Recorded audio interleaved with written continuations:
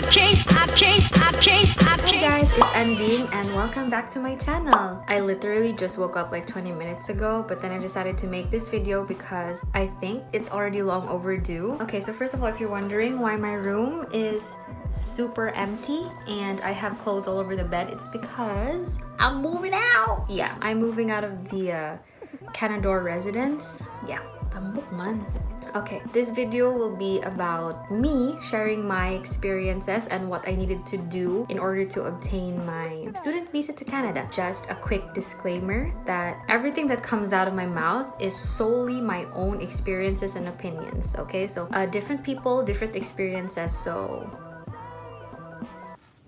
So first off, being an international student, going to Canada to study was 100% not part of my plan. My plan was to finish school, take the board exam, and after the board exam, that would be the time that I would decide if I want to get out of the Philippines or not.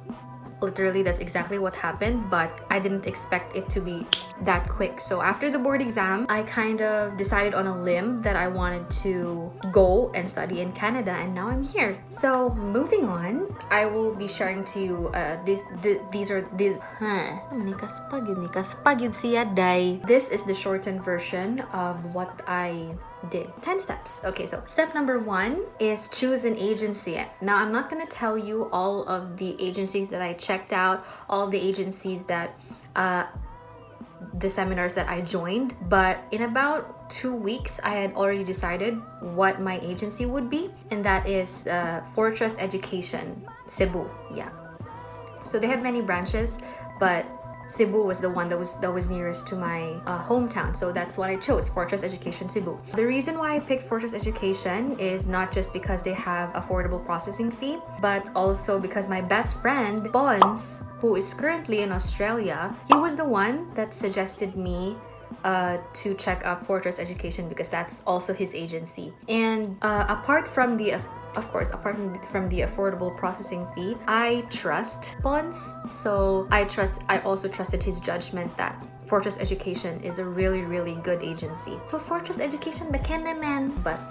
kidding aside, long story short, I contacted Fortress, filled up some forms for me to have a record with them, and then that's it. That's step number 1, choosing an agency. Step number 2 is paying the processing fee. I am not going to tell you the exact number, the exact amount my parents paid for the processing fee, but I can tell you an estimate. It's less than 30,000 pesos, and it's like a one-time fee. So that's it. You pay the processing fee, and then after I did that, I chose a program, course for what I wanted to study in Canada. So this is the part where it gets tricky, because Fortress Education suggested that since I was a graduate of an allied health course in the Philippines, an allied health course is best for me in Canada. So I have reviewed some of the programs that some schools are offering, but then I also took the advice of the agents that helped me with my process, and then they helped me choose the social service worker program. And after choosing the social service worker program, I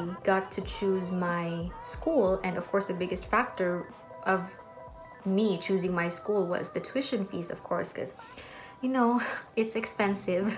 So I chose social service worker program, and I chose Canador College to be my school. And yeah, and I applied for the Canador College. So after choosing my program and my school, I then submitted Fortress Education told me to submit an LOI, which is a letter of intent, which you would be sending the school.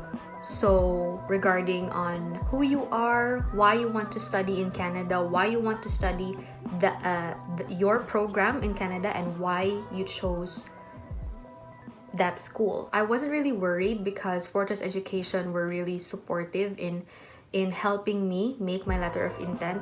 They sent me some samples. They also helped me compose my letter. So after I submitted my letter of intent, I waited around 2 to 3 weeks, and then I got an email from Canador College saying that they would be happy to accept me for January intake as an official student of Canador College. So third one is after I got accepted in Canadore College. The next is to complete and submit requirements. From what I can remember, the things that Fortress Education asked me for were my high school and college diploma, my transcript of records from the college that I graduated from in the Philippines. Third is NBI clearance.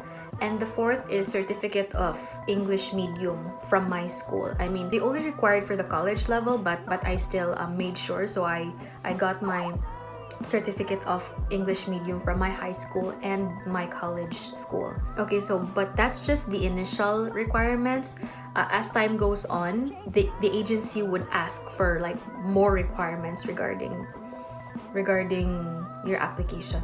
The fourth one is the IELTS exam. This part right here literally took me a long time, like a month, because I had to go to a review center for IELTS, which took 2 weeks, and that's an intensive program. It's not really, I don't know if it's really suggested, but with the time frame that I was given by Fortress Education, I only had like a few more months till I could submit my visa application. So I did the IELTS exam as quickly as I could.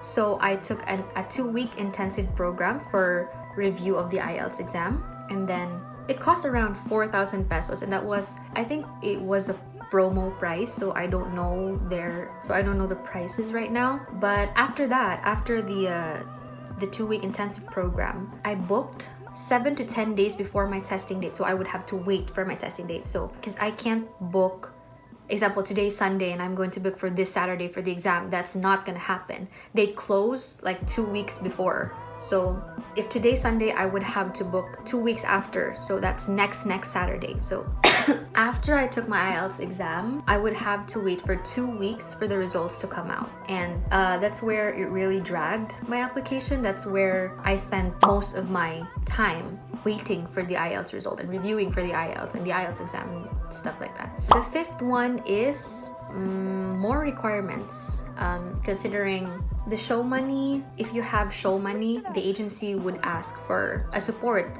Where did this money come from? If you have a business, you would have to submit business permits and DTIs and stuff like that, and blah blah blah. I don't really know the details about all of those, but all I did was submit all of the requirements that Fortress Education asked me to submit, and then they were the ones who compiled it, and you know. So number 6 is biometrics. Yeah, so that's when they your thumb, like, you know, the scan thing like that. Yeah, so that's the biometrics, and they take your picture and stuff. The biometrics day was also the day that I was asked to lodge my visa application.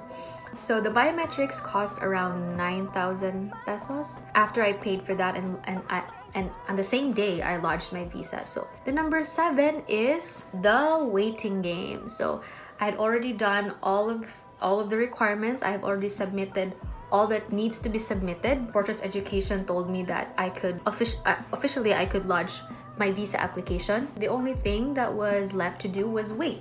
And yeah, wait for updates and stuff like that. After that, the visa office texted me that my passport was already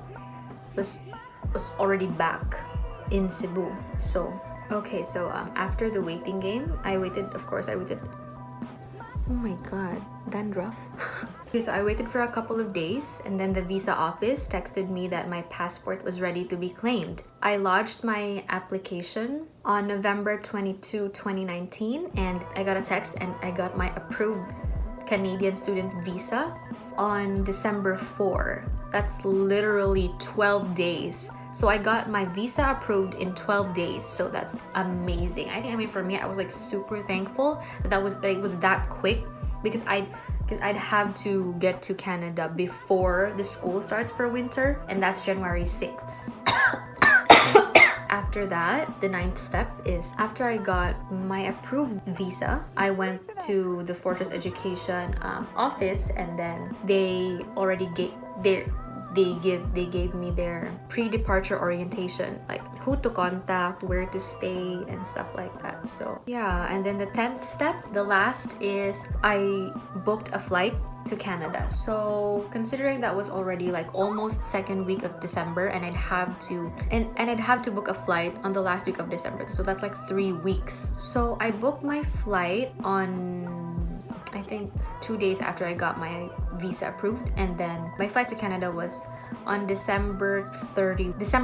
Yeah, December 30. So for a one-way ticket to Canada, it cost my parents around 63,000 pesos. That's crazy expensive, I know, but I need to get to Canada before classes started, so we really didn't have that much of a choice. So that's what happened, and now I'm here. And okay, so that's all. That's the shortened version. Of course, there's still so many stuff, so many like little details that I didn't include to avoid confusion. But that's it. That's the 10 steps, the general 10 steps that I took to obtain a student visa to Canada. And I hope this video helped you in any way. And if you guys have questions, put them in the comment section below, and then I will try my best to answer them correctly. So that's it. Thank you so much, guys, for watching, and see you on my next video. Bakit kayo?